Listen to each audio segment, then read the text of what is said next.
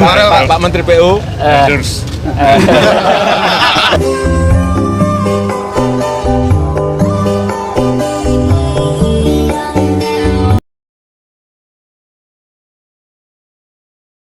Kalau beliau ke lapangan sekali, saya harus 2 kali. Kalau saya 2 kali, dirjen saya 4 kali. Jadi kerjaan kami rock and roll. Rock and roll.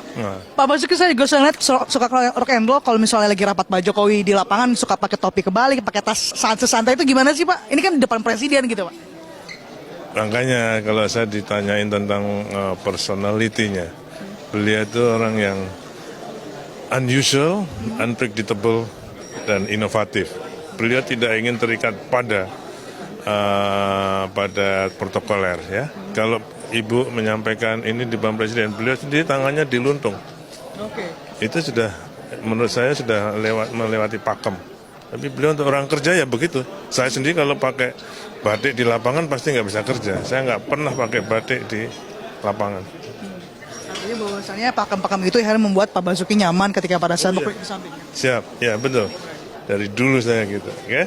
Kemudian kan kadang-kadang Pak Jokowi itu ketika di kunjungan kerja bikin ini, janji ini. Kemudian akhirnya Pak Basuki jadi ketimpaan banyak pekerjaan ya Pak. Gimana sih Pak akhirnya target-target dari Presiden Jokowi itu sendiri untuk mencapai target yang diberikan oleh Pak Jokowi? Ya itu memang tugasnya Kementerian PUPR, memang pekerjaan itu, dan itu yang sering diminta oleh para bapak-bapak di provinsi, kabupaten, kota. Ya, memang makanya kita ini infrastruktur masih sangat ketinggalan. Jadi kalau membangun infrastruktur sebagai fokus bukan untuk gagah-gagahan, tapi memang untuk mengejar ketertinggalan. Nah, namanya mengejar ketertinggalan, kalau speednya sama dengan yang meninggalkan, nggak akan tercapai. Jadi speednya harus melebihi dari yang meninggalkan. Dulu ada yang bilang saya ini kelemar-kelemar, ada yang bilang juga saya itu pelongo-pelongo.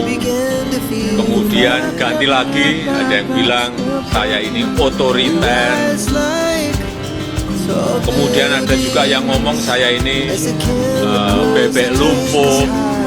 Dan baru-baru ini ada yang ngomong saya ini bapak pipa. Dan terakhir ada yang menyampaikan mengenai the king of himself.